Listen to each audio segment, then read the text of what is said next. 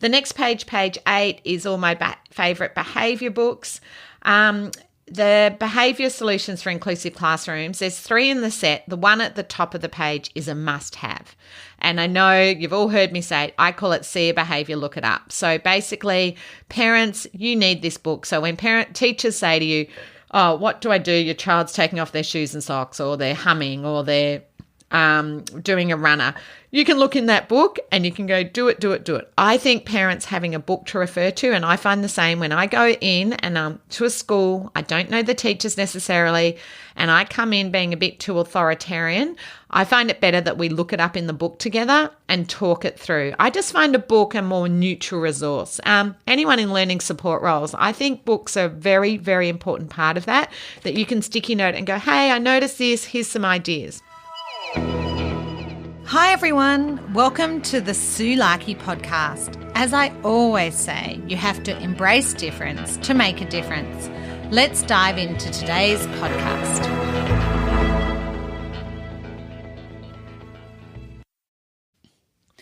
Welcome everybody. It's this time of the year, and whenever you're listening, it's now April, May, that often in these first term school holidays in Australia is when you stop and think, okay, where are we up to with the child? What have I got to do next? Which explains why I'm getting so many emails from people like, Sue, which resource or course should I do? What's next? And I think once we've got through term 1, we sort of have got our class established and we've got a little bit more time and space to think about what we need, what tools we need in our toolkit. So I thought this week I would encourage you to grab a cuppa, download my catalogue, and I'm going to talk through all the resources and why I think they're helpful, why I wrote some of the books myself. So I don't have anything in my catalogue I don't personally use or find helpful. But if you go to my website, it can be a bit overwhelming. It's like 300 things on there and you can get a little bit caught up in what you need. So what I thought is if I send you out the catalogue, or if you're a podcast listener, just download it. It looks really good on your phone, your iPad. You don't need to print it out. I recommend download it so you can just refer back to it when it works for you. It's a PDF, so I use an iPad. I can just save it in my books. I have a whole lot of different ways, but I just save it as a PDF. And then you can go back to it or show other people, or when you want to order, you can flick through it. I think it's a lot easier. So I guess I would love you to think today, like, well, what is your challenge? Are you looking for some visual supports? Are you looking to understand behaviour? Are you looking to help children manage their emotions? Or are you working in the early years and have children who haven't got a diagnosis and don't know where to start? Or do you want to talk to children about autism spectrum, to the class or to a child themselves? So whether you're a parent, teacher, educator, teacher assistant, there is something in here for you. There's also like a teens year and beyond for secondary. There's a whole section on ADHD in the catalogue. So the catalogue has over 19 pages. So I am going to talk it through, but I'm just going to give you sort of a brief of each of the resources. So even if you're driving along listening, I had an email this morning from a teacher that listens in the car. If you're that sort of teacher or parent that listens in the car, it still might remind you of some of the resources that can support you. Now, I know you can go and Google stuff now or even go on ChatGPT and it can download you 1,000 things. But I honestly still love a paper book. I love picking it up and you can flick through it. It's far more focused than going from one topic to the other. I mean, I was looking up something last night and I ended up just going down this rabbit hole, printing out a whole lot of pages. And when I looked at them this morning, I'm like, really, Sue, what were you thinking? And I think the point is that sometimes books are far more succinct and have everything there. So that's just me. I'm a book girl, whether it's on your Kindle or a paper book, but that's who I am. Now, if you're outside Australia, all my books you can get them as ebooks. So that's a really good option for you. I mean, you can get them inside Australia too, but just if anyone's listening outside Australia, a lot of these books you'll be able to find elsewhere anyway, because Jessica Kingsley, who is my publisher, a lot of the books are hers because she was the first person really to publish books around autism spectrum disorder. Now we have a number of publishers who do that, and I use a range of other people, but because Jessica was sort of first, I use a lot of her resources because I've been teaching a long time now. I can't believe it. Where does the time go? I was like, I think it's 35 years next year since I started teaching. So let's dive in. So grab a cuppa or a drink or whatever you feel like. Download the catalogue if you aren't driving, or so you can refer back to it. So the first lot of books that you'll see in the catalogue are my books. So my number one bestseller is The Ultimate Guide to School and Home. And I wrote this with Anna Tullemans, and I love the fact it has a teacher and a parent writing a book together. And that's why I wrote a lot of books with Anna. And so what I would recommend with this book, that if you have a challenge, go to the back of the book and then flick to the page that's of interest to you. So this book has everything from understanding diagnosis to getting your driver's license. It has everything from, choosing a preschool, I'm pretty sure, through to choosing a secondary and post-school options. Now, I met a grandma who was a primary carer many years ago and who said, Sue, this book has been a lifesaver. Basically, she said, like, if we've got a birthday party, I look in the book. If my child's struggling with homework, I look in the book. And all of those tips are in there. So if you don't have any of my books, this is the one I'd recommend. Just get The Ultimate Guide to School and Home. It has a key on the front, and I really would say it's key strategies to make a difference for neurodiverse children. It has some stuff on ODD, PDA, ADHD, all in that book. Now, Anna and I probably should update it, seeing the language has changed. But yes, I think we've got autism spectrum disorder on the front and we're moving towards autism spectrum. As you know, I'm moving towards neurodiversity. Now, the next two books on there are the red and blue teacher assistant books, which I wrote with Anna. And the number one question I get from teacher assistants, or angels as I call them, if you've never heard me call teacher assistants angels, the reason I call them angels is every state I go to calls them something different: learning support, education support officer, student service, I don't know, 100 different names. But in my case, I don't care what their label is an angel. And if you have a good angel, you'll have a good year. Parents, I hear you saying yes. If you think of your child's best year, they had a good angel.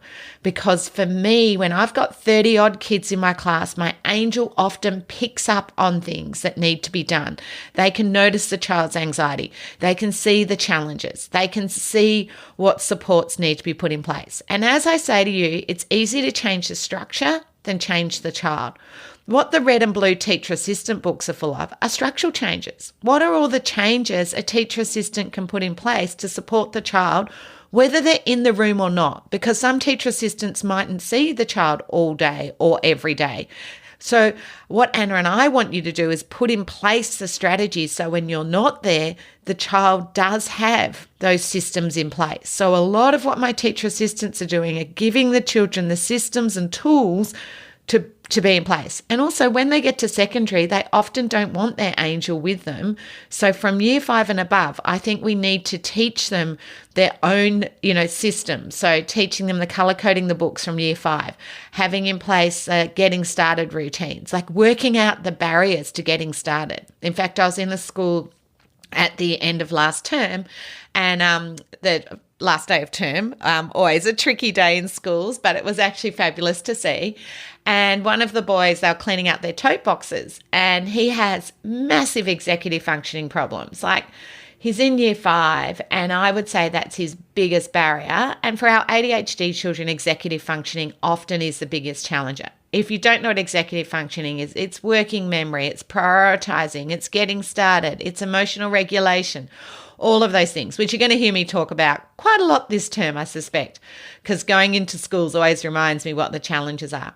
And for him, I saw a number of challenges throughout the day. One was they got, like a rubrics of activities to choose, and he just flicks between all of them. There's just too many choices. So in the teacher assistant book, one of the things we talk about is minimizing choices. And for him, the choices actually were a barrier to learning. And those of you who did my workshops last term, I know I talked about this quite a lot, that no choice is a good choice. So often we think choices make life easier, but think of yourself. If you have too many choices, it can be overwhelming. So maybe this child only needs 2 or 3 choices. Anyway, so that was a barrier to getting started on his work and some other things. But cleaning out his tote box, he didn't even know he needed help. So I had seen his tote box earlier in the day. I was like, oh my goodness, what a mess. And I was like, wow, I don't think he knows how to clean it out. Well, later on in the day, they had to clean out their tote box. And I went over and I said to him, are you going to clean out your coat box? And he went, no, which was sort of a stock standard answer. I went, oh, do you need some help cleaning out your tote box? And he's like, no. So that stock standard answer for me is where a child answers no very quickly and haven't really thought about it. Because can you understand, for him, he hasn't actually thought that through. Now, what I would say is this. I would have paired him up with someone so that he could, because the other kids all knew what to do. They were sorting that out. So I would have paired him up with somebody because he didn't know where to start, what to do. There was an opportunity for some collaboration with a peer, but also then he would have visually seen what another child was doing, because for him, he didn't know where to start. He had no idea how to tidy up his tote box. And what I've done in the past with my students is actually taken a photo of their tote box with their pencil case, how it should look, so they know. Now, when I started helping him do it, I'm like, oh, how about I'll have a look and I'll see what needs doing. Once I started doing it, he got going. But he had 3 pencil cases in there for a child who struggles with choices. Can you imagine every time he goes to start work and every pencil case was the same color? It wasn't like he could differentiate. Anyway, his teacher, amazing. And I know she's going to put in place some strategies, but she's in a busy, complex Year 5 class. And these are the things as a teacher we never get to. But this is where my teacher assistant often would see that problem, would have seen the 3 pencil cases, seen the child doesn't know how to clean it up. So in his case, I would be using the teacher assistant to set up a lot of those systems. So back to what I was talking about. Teacher assistant, red and blue book, they are companion guides. People ask me all the time, which one should I get? What I recommend, on the website, we actually have the contents page and it lets you know what's in the red book and what's in the blue book. And there is a special if you buy both together, because I'm passionate you have both. So highly recommend the teacher assistant red and blue book. Oh, teachers, if you don't have a teacher assistant, these books are for you too. I can't tell you how many teachers have bought these books and like, oh my goodness, they've just saved me so much time because it's got all the structures and system changes that I need in place. The next book is my first book I ever wrote, called Making a Success, which I should have dedicated to my student Michael, who you've heard me talk about. I've had a number of teachers in specialist classrooms ask me where to start, and I realised that I started, as you know, started in mainstream, but ended up in an autism school, and a lot of my first books were all what I learned in a specialist school. And I realised I haven't been talking about that so much. And I guess over COVID, because I haven't been out in schools, and I guess because a lot of specialist schools I don't necessarily go into. I mainly go into mainstream schools now. Gosh, I don't like that word, mainstream, a special school. Wouldn't it be nice if we changed that? But anyway, I mainly now go into mainstream schools, so I get a little bit distracted with those things and forget there's a lot of special ed teachers who are new and who need resources and ideas. And I've met some beautiful special education teachers who have specialist classrooms in the last term while I've been back face to face, who were looking for ideas. Now, Making It a Success is the book for you, because what Making a Success is really was what I did in my classroom in my specialist school. But then when I went out to mainstream schools, I realized they needed this information too. So if you're a newer teacher in a specialist school, it has everything to like setting up your schedule. Now, because of the kinesthetic, you can show the child the schedule, but getting the child to do the schedule as their first task of the day is really important. Now, some of my children would just be Velcroing on the activities for the day. Some might be writing the activities for the day.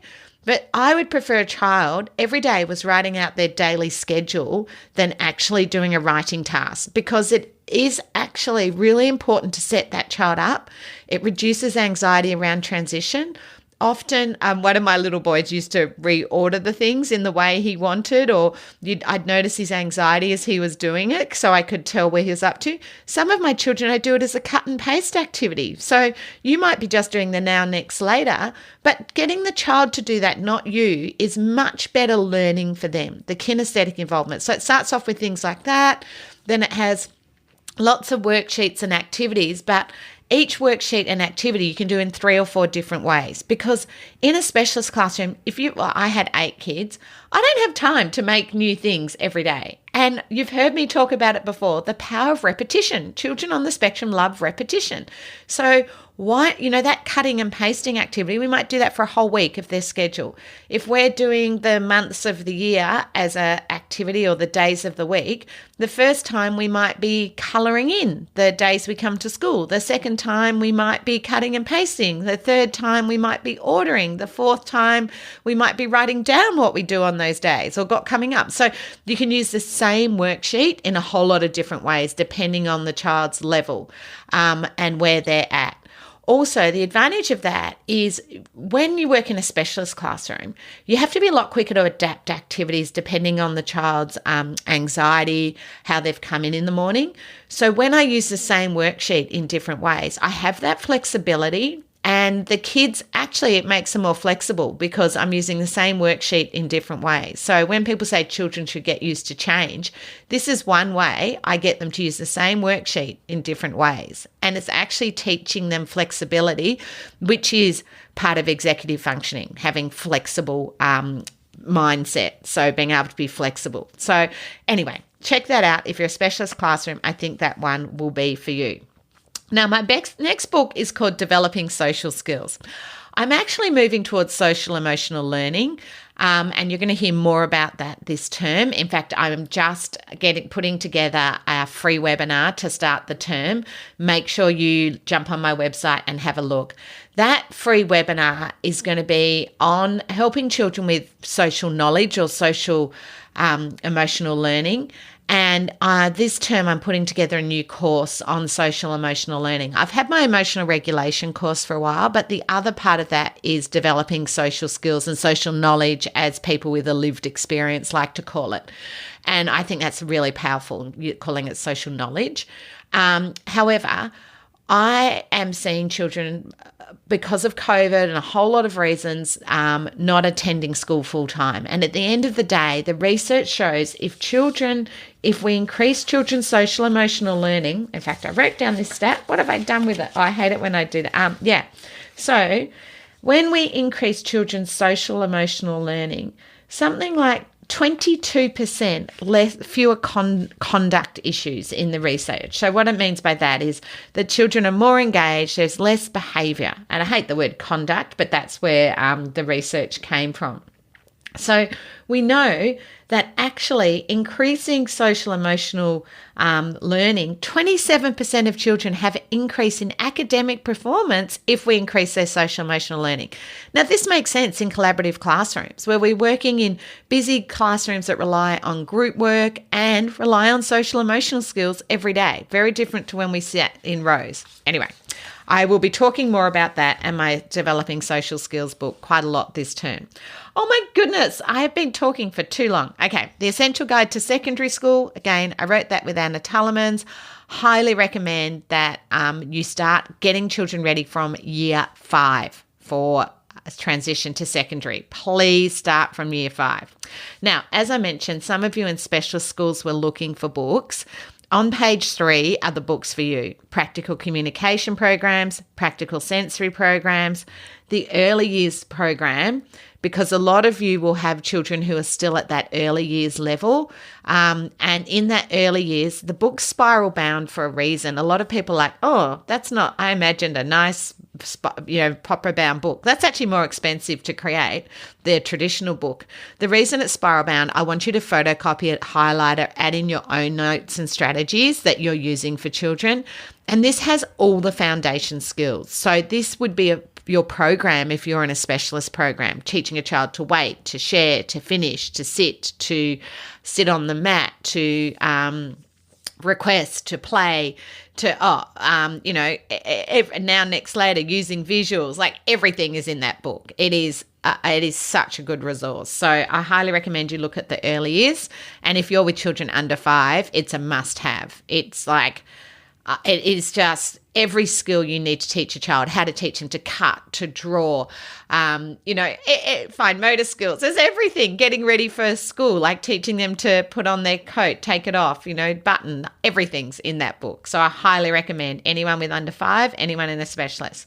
And the other book on that page is my tips for toileting, which I know you've all heard me talk about. And that is my passion to get children out of nappies ASAP. Heaps of practical strategies in that. Then if you turn to page 4, there is lots of visual support. So that includes the photo cookbooks, which are Heather Durant and I, who work together at the Autism School, made. And if you have any children that are disengaged, I promise you those photo cookbooks from the Autism School that, I learnt when I was in the Autism School are amazing.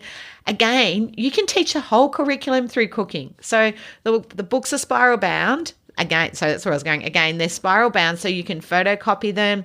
The children can cut them out. You can put them in order. You can do cut and pasting. You can, what ingredients go in the fridge, what goes in the pantry. Like, the manual that goes with it lays out everything. You can teach communication, requesting more or pointing to things. You can teach, when I was doing picture exchange communication, for some of my children, they were the first pictures they used. One of my boys wasn't very interested in a lot of things, but he loved Milo. And the first things he learnt was requesting the milk, the Milo, the glass, the spoon, using those photos to do that. So highly recommend you have a look at that page. Then there's a whole lot of other next level of visuals. So if you're teaching children to read, literacy, reading and comprehension, there's some fabulous books on page 5.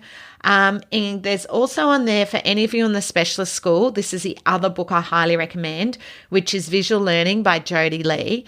It's a whole heap of board maker, 100 pages of board maker activities that are pre-made. So you can laminate them and the child writes over the top in a whiteboard texter, or again, you can do them laminate and Velcro, so the child Velcros them on, or you can just use them as a cutting, pasting, child writing on themselves. But it saves you hours. And again, spiral bound, so it's easy to photocopy and to use over and over without breaking the book. I hate it when books fall apart. That's why I do spiral binding. Also on that page is one of my favourite books for children who have difficulty with motor skills. Sally, who's an OT, has been on my podcast a couple of times. And the motor skill flip book, if you set up stations, this is the book for you. You can set up a whole lot of stations to help children with their motor skills. Now, what Sally taught me that I cannot believe I didn't know before, that you have to do gross motor to improve fine motor. So if you think of a baby, they learn to roll over before they learn to pick something up. So you have to actually increase the child's core before you can move to the fine motor, or work on both at the same time. But there's no point working on a child's handwriting if you haven't got all those crossover skills, you haven't got the whole core happening. So that book is this flip book. It is so cool. The kids love it. Teacher assistants, this is an awesome book for your resources too. If you're lucky enough to have a bit of a budget in your teacher assistant pot in your school, I would recommend getting the motor flip book, the red and blue teacher assistant book, and maybe even the visual learning book would be helpful, the one above that. The next page is all social skills, well, what I'm calling social emotional learning now. Lots of great books. On that one, if you have children who are oppositional defiant disorder or pathological demand avoidance, PDA, Why Do I Have To is one of my favourite books on that page. The reason I love that book, it explains, like, why do I have to do homework? Why do I have to listen to the teacher when they're talking about something I don't like? I have found that a very helpful book that a lot of my ODD and PDA children like to go back and refer to. And it's called Why Do I Have to? And I think that is a question I get from these students all the time. And I just, being in a book, it's not me. So there's not that demand. They're actually reading the book and absorbing it at their own level. Some of the books I get their parent to read, the stories, I get the parent to read it or the child to read it in their own voice. And then they can re-listen to it. And I found that really helpful, like getting them to hear themselves reading Why Do I Have to? Is actually, I don't know what that is in a brain sense. I'm not a psychologist, but it just seems to really help. So I highly recommend you look at that. Any of you have got children starting school next year, how to stop your words from bumping is every social script they need to know. So how to line up, how to sit on the mat, what to do if someone says they won't play with you, how to say sorry. All my favourite social scripts are in that how to stop your words from bumping. Then we have the time timers. Now, next week, I have my biggest giveaway ever. Jenny from Time Timer is coming on the podcast. I'm so excited. And she has sent me 30 medium, which are the old large, my favorite, like the 20 centimeter timers, to give away, plus the new classroom sets, which are incredible. So what Jenny's coming on, plus they've got these amazing new classroom sets where they're like 3 different color timers. There's primary and secondary colors. And she's got some of those to give away too. I'm so excited. I worked out it's like over $3,000 of prizes. So make sure you listen to next week's podcast where we're going to explain how to win. And it's so easy to win. You're not going to believe it. So excited. So many things to give away. The next page, page 8, is all my favorite behaviour books. The Behaviour Solutions for Inclusive Classrooms, there's 3 in the set. The one at the top of the page is a must-have. And I know you've all heard me say, I call it See a Behaviour, Look It Up. So basically, parents, you need this book. So when teachers say to you, oh, what do I do? Your child's taking off their shoes and socks, or they're humming, or they're doing a runner. You can look in that book and you can go, do it. I think parents having a book to refer to, and I find the same when I go in and to a school, I don't know the teachers necessarily, and I come in being a bit too authoritarian. I find it better that we look it up in the book together and talk it through. I just find a book a more neutral resource. Anyone in learning support roles, I think books are a very, very important part of that you can sticky note and go, hey, I noticed this, here's some ideas. So, I'd much rather when I'm talking to a teacher about a child who's struggling with organisation that I have a book and I go, here's some ideas in the book, so that they can read it, absorb it, see it. It's not me coming in going, you should do this, you should do that. Anyway, that's my experience of it. There's also one of my favourite books for girls on there called Asper Girls. There's a lot of books now for girls, but I love Asper Girls because it's everyone's lived experience. So they'll talk about girls' experiences, and then women and girls will share their lived experience of how that looked for them, because everybody's different. Oh, Kids in the Syndrome Mix is a fabulous book that is on the top left of page 8. Every school should have that book. It explains all the different, what is LD, Autism Spectrum, Tourette's, bipolar, ADHD. And it's really invaluable because that's why I like the term neurodiversity. Most of my students have more than one diagnosis. So I recommend that you have that book as a flick to understand each diagnosis. Now, the next page is for any of you who have children with complex behaviour. If you got to the end of term 1 and you're like, I don't know, I'm exhausted. I saw a teacher like this at the school I was at. She has tried everything. Amazing teacher. But she's absolutely exhausted because she has a child with challenging behaviour. She has a complex classroom. It's very busy. It's open plan. There's a lot going on. They're 6 years old. So a 6-year-old, you have such a diverse age in emotions. And anyway, I really feel for her. And honestly, and I listened to the podcast on to medicate or not to medicate, but I really felt for this teacher, the reason that nothing is really working or only working for a short time is this little boy. He's been diagnosed with anxiety. He is so anxious and he has ADHD. He is only attending school part-time, and I feel for him only attending part-time. I feel for her. I feel for everyone in that situation. So and I don't blame the parents for not wanting to medicate at all. I'm not for or against medication, but I'd probably give it a go for him. because looking on, I just think until we get the anxiety down, his amazing teacher is exhausted because the strategies really, the way I look at it, there's two dials. There's the anxiety dial and the engagement dial. And when the anxiety's up, the engagement's down. We've got to get the anxiety down. And I just hope that they work out what that is. And, you've got to try different tools in the toolbox, as Tony Attwood would say. Many of you have done Tony's course. And medication's only one tool in the toolbox. But I look at everything else the school's trying and the parents. They're doing cognitive behaviour therapy. They're doing all these amazing things. I just wonder if that's the missing tool. But it's just a wonder, just a thought. Anyway, if you have any children who are highly anxious, then my favourite book is From Anxiety to Meltdown. And in fact, I've got on there a must-have. But there is also some other books there on self-injurious behaviour, overcoming anxiety in children and teens, de-escalation strategies, anxiety and mental health. Like, there's a whole lot of things there. But I really believe you need a range of strategies for those complex children. So have a look at those. And then the next page has Tony Attwood's books. Now, the way I always say when people come to Tony's courses, that his first book, the purpley blue one, is like just an introduction to Autism Spectrum for parents and professionals. And the complete guide is the complex guide. Don't buy that and think you're going to read it from back to front. Use that more as a reference. So if you've got a child who is bullying or being bullied, turn to the back of the book and read that. If you want to understand about how to create the toolbox, if you want to know more about medication, Tony's a psychologist. He's the authority, not me. I'm just a teacher.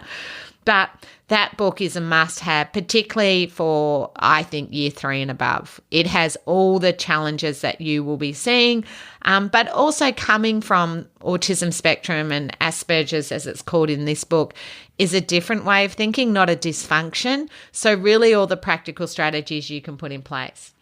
And then page 11 is all Kay's books, which you know I love, The Red Beast, The Panicosaurus, Disappointed Dragon, Green-Eyed Goblin. There's a few more in that series now, but helping children understand their emotions. And then there's also Lauren Brackner's books, The Kid's Guide to Being Awesome, Keeping Calm Guru. And again, when I'm looking at social emotional learning this term, part of it is social, part of it's emotional, and you need both. So for example, in the webinar at this stage, I think I'm going to be doing stuff on winning and losing because a lot of my children get anxious about that.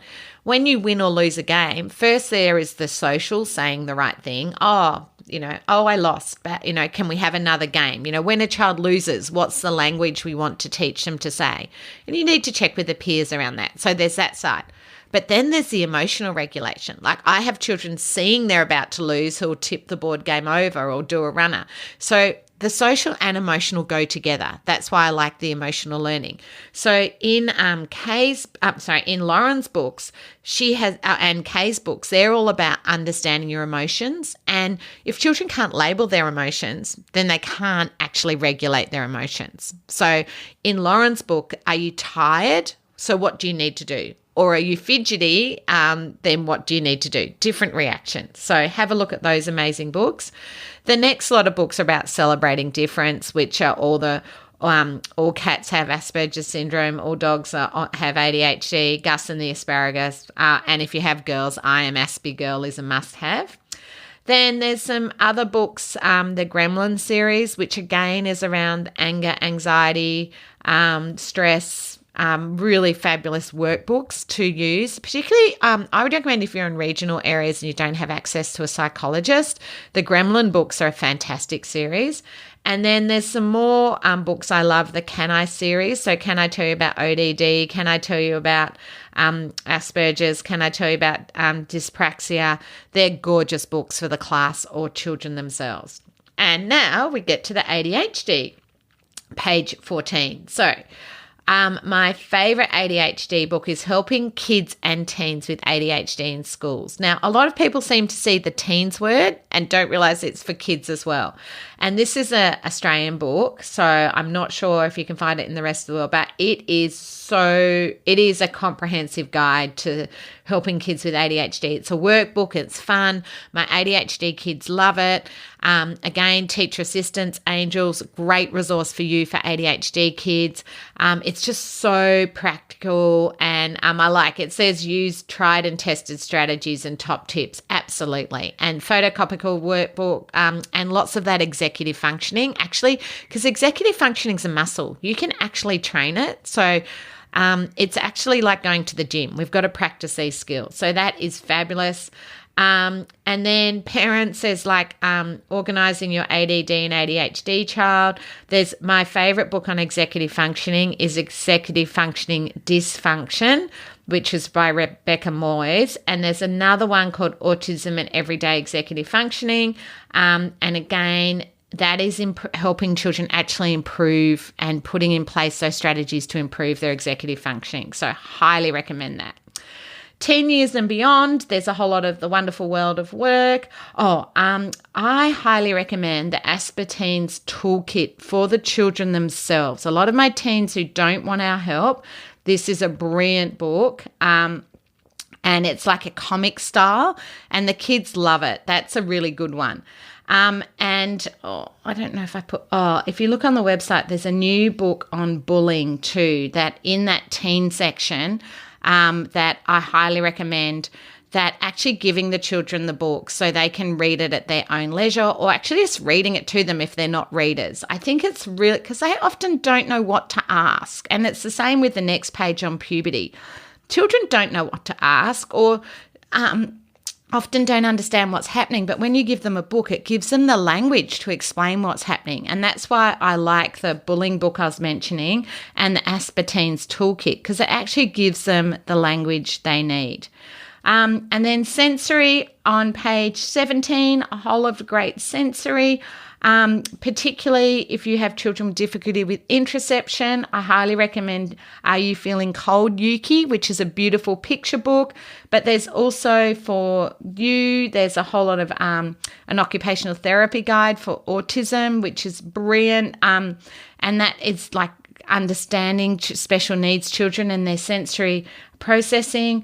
There's also a whole lot of sensory processing games in the simple low-cost games and activities. That's a great one for your preschool. And then there's one on building sensory-friendly classrooms. I think that's by Rebecca Moyes, who wrote the one on executive functioning.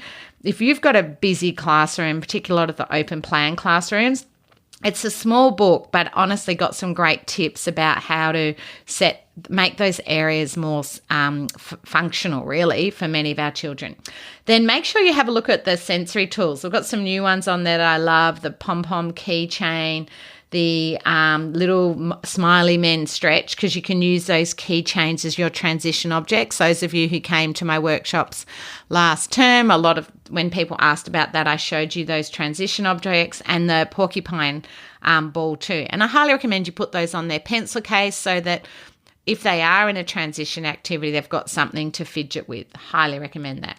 And then all my upcoming workshops. I had such a fabulous time last term being back face-to-face.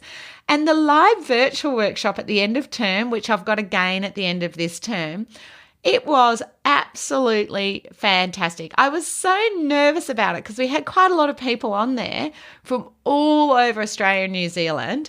And the feedback was absolutely incredible from that live virtual workshop.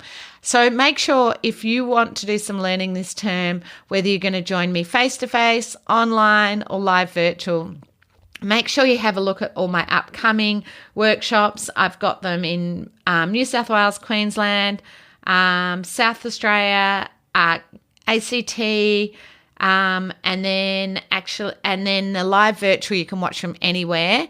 And then Tassie, hoping to get to you in term 3. I'm just waiting for the venue to get back to me.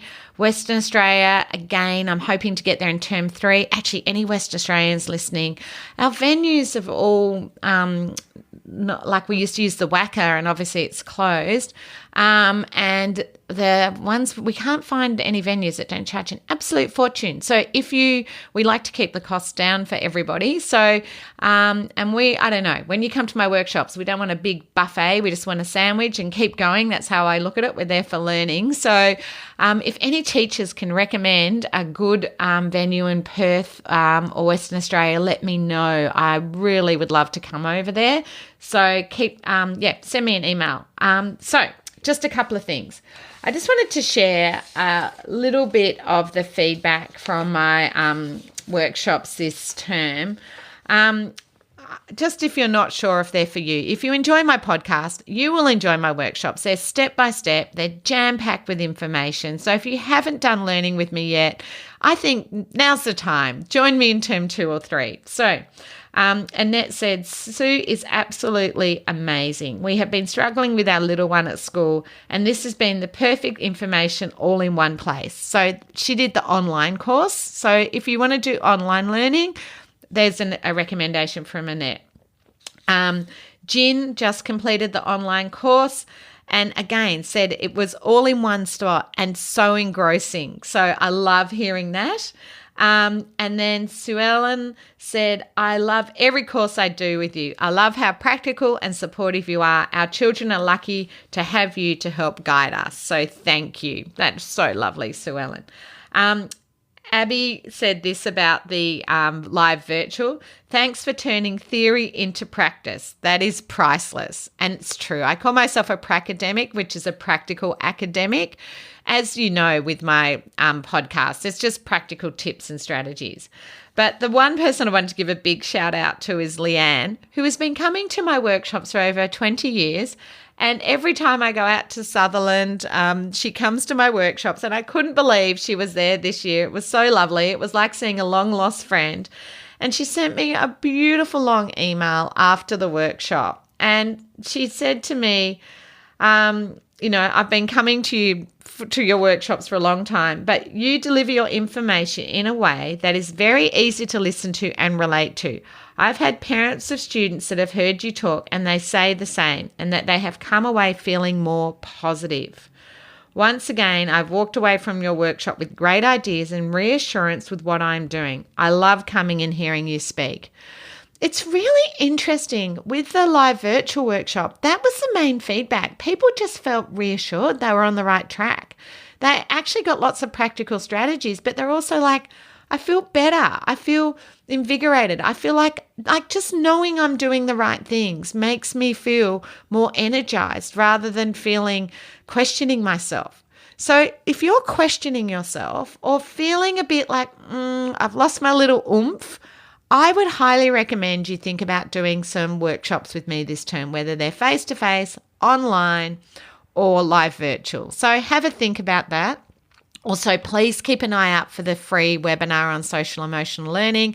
It's going to be on the 10th of May, and it's going to be my hour of power, jam-packed with ideas, lots of giveaways. I always like doing lots of giveaways on those for people who turn up live. I give a lot more away live than I do in the replay. I still give away for the replay, but I think people who came deserve prizes, and I also think people who watch a replay deserve prizes, but I tend to get a bit enthusiastic when everyone's on there. So look forward to seeing you on the 10th of May. I hope you've thought of some books and tools that'll make a difference to you and the children you know. I hope you've got some great tips and strategies to make a difference. Remember, strategies wear out, and not every strategy works for everybody. If you're ready to dive in deeper to more strategies and ideas to make a difference, I'd highly recommend you consider Dr. Tony Attwood or my online courses. For more information, visit my website www.suelarkey.com.au.